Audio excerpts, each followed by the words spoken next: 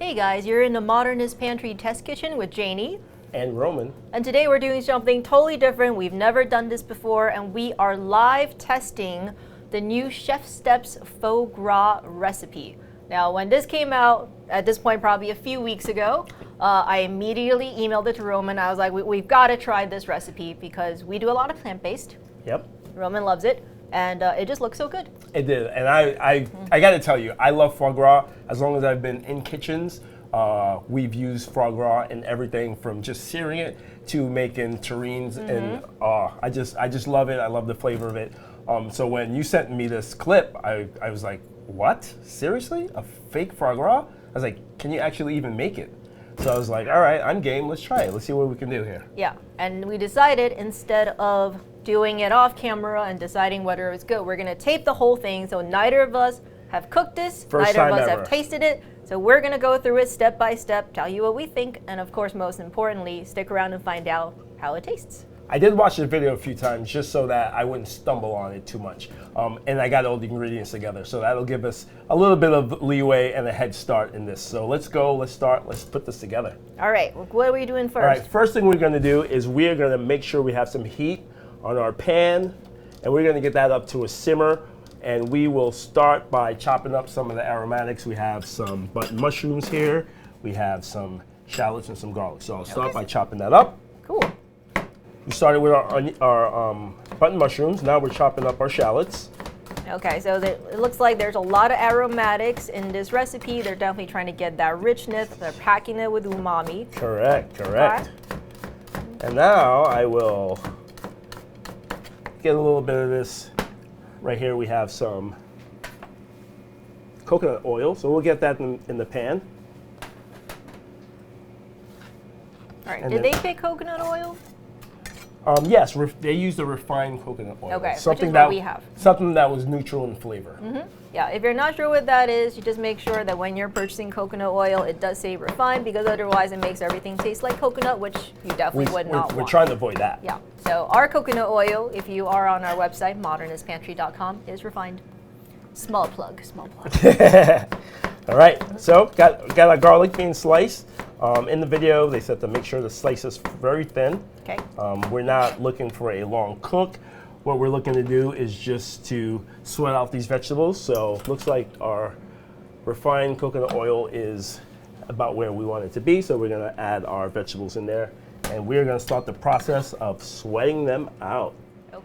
All right, so while that's going, we will give you an idea of what is next. They use cashews in this recipe, and I love using cashews too. I've developed vegan ice creams from time to time, and I've always used cashews as the base. I would make the milk out of that. I would use maybe a coconut milk in place of the cream, and then I would make a cashew milk. Cashews are high in fat, and so they almost mimic that velvety, milky flavor and fat content. Soaking the cashews is something that I think a lot of people do, because what you're doing is you're plumping them up and you're making them juicy, so that when you do grind them up, they're really smooth in texture and not grainy. Yeah. So you can kind of see these are now very pale, very plump. Yep. All right. So I'm going to put this up a little bit. We'll get this guy going here. All right. There you go. What else do we have here? We have some more refined coconut oil. We have a bit of brandy. We have some warming spices. This is a spice that a recipe from Chefsteps themselves. In this is dried orange peel, dried ginger, cinnamon, star anise, black pepper. It's kind of your winter spice, to say the least. It smells great. I can totally get that whole whiff right here. We have our salt and pepper. Okay. We have some miso here, which will add the umami.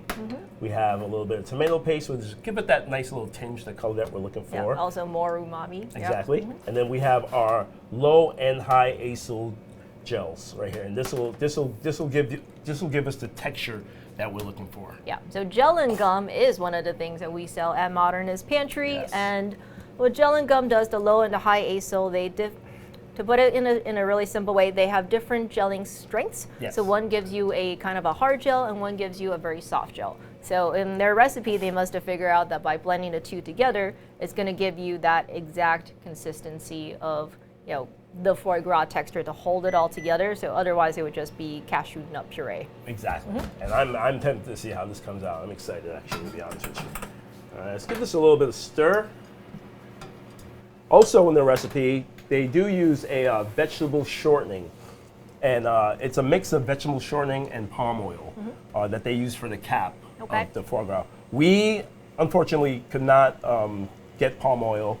So what I did was I took the vegetable oil and I added a little bit of annatto to it to give it that little bit of color. So we'll still have that little bit of color for the fat cap. Yeah, can you talk about what the fat cap is for?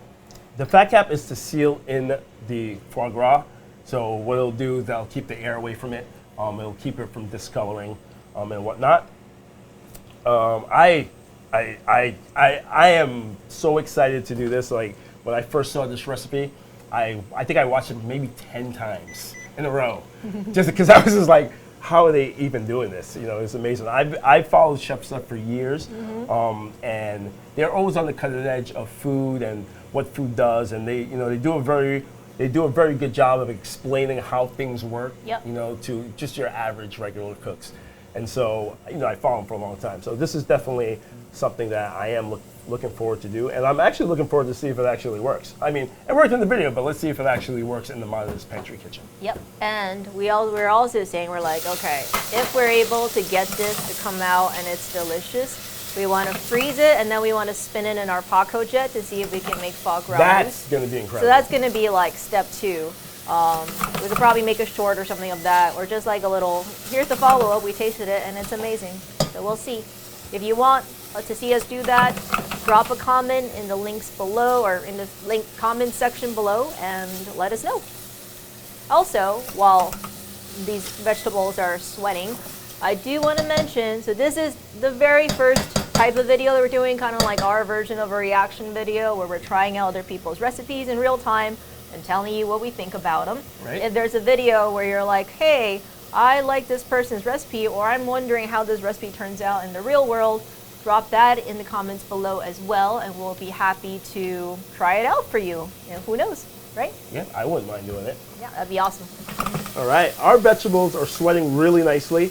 I'm probably going to give it like another 2 to 3 minutes of sweat, and then we're gonna move forward. Okay. Does everything go into the blender after this? Yes. So what we're going to do is once everything's heated, we're going to add all the rest of the components, sans the gum. That'll be the very last thing we add. We'll add that into the blender as it's spinning, and that way as the blender spins and starts to boil, it'll activate the gums. Yep. We don't want to activate them prematurely. Yes. And the other reason is that hydrocolloids, as if you've been watching WTF for a while, you'll know hydrocolloids love water, and they're going to start hydrating as soon as it touches any of the liquid inside this mixture. Okay. And if you add them in too early, you're really running the risk of clumping, which is kind of what we don't want, because then it's not going to hold together, and you're going to be like have one weird gummy ball in one spot. And I find, because we get a lot of questions here, that most of the time when someone says, hey, my gum of whatever sort is not working, the problem is clumping because they have not sufficiently dispersed it within their mixture. So by sprinkling it into the blender, then you'll kind of avoid that. All right, I think we are on to our next step. Cool. And we'll be adding the brandy. Okay. And what we want to do is we want to bring this brandy down by half. So we want to expel some of the alcohol in there, and then, so that I'll give this about 2 to 3 minutes, and then it'll be ready to add the rest of our ingredients. I mean, I can kind of sense, like, I'm like, okay, like, it's so umami packed that I think the umami is going to just trick your tongue into thinking, because when you think about foie gras, if you're like, what's the taste of foie gras? I don't know if I can truly describe it. I think what I always think about is the texture, it's the richness, it's the meltiness of it. Right. Kind of just kind of dissolves on your tongue. Right? Because I'm like, is it salty? No, it's not. Not really. There's a little bit of sweetness, but it's not like sweet. To be honest with you, I never really thought of it that way, exactly like you explained it. Like if someone did ask me to describe it, I'm not sure that I would be able to. Yeah, because we were talking earlier, so Cole, who's behind the camera, Cole's like, I haven't had it, and I was like, I don't know really what to say about it, except that it's delicious. Yeah, exactly. Yeah. But I think you got all the textures right, exactly. You are looking for that creaminess, that mouthfeel. I think that's what foie gras is. I mean, besides it being a little bit salty and whatnot, those are all the characteristics that make it what it is. As far as like describing the flavor, I would be hard pressed to do so. Right? That's why I'm like, if you pack it with enough umami, you're just tricking your brain into being like, it's tasty. Yeah, exactly. Yeah. All right, I think we're ready to go now. We're halfway through, so we're just gonna add the rest of the ingredients. We have the cashews, refined coconut oil, our water, our tomato paste, miso, salt and pepper, and our sweet spice. And then we'll bring that up a little bit, stir it up, and then once this is at this, the fat is melted and we brought this up to a decent temperature, we'll pop it into the blender and we'll add our hydrocolloids. Okay, cool. So we're almost there, and we will find out if this is actually going to work. Keep your fingers crossed. All right, we are going to add our mixture into the blender.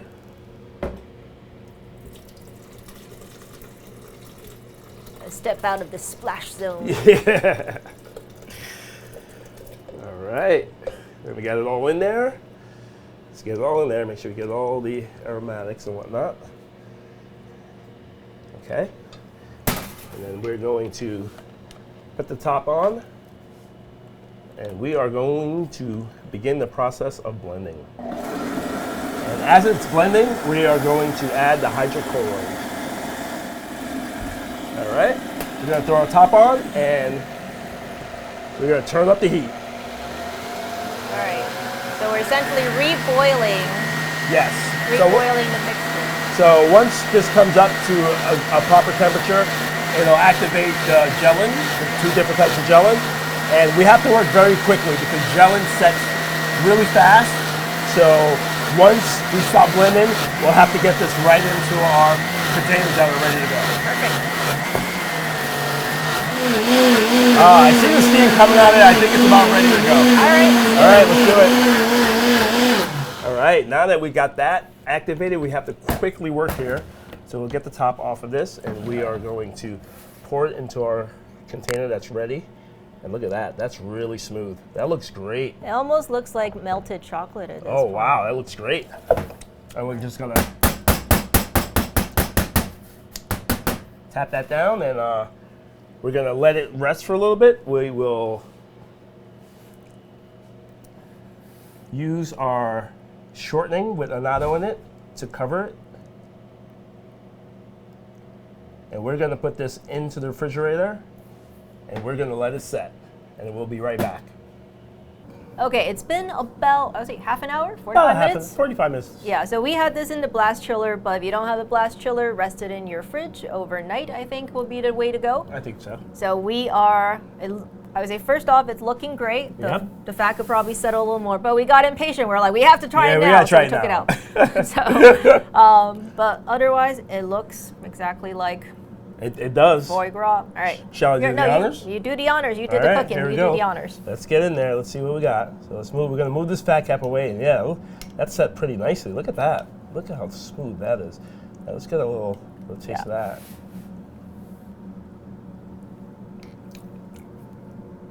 Wow. Well, this texture is pretty spot on. I know we're a little impatient, but this is really, really, really close. I'm impressed. Impressed. Texturally, it's perfect. To something that I would make in a restaurant. It's got the fattiness, the richness. It has all the aspects of a foie gras terrine. This is delicious. This is excellent. It is delicious.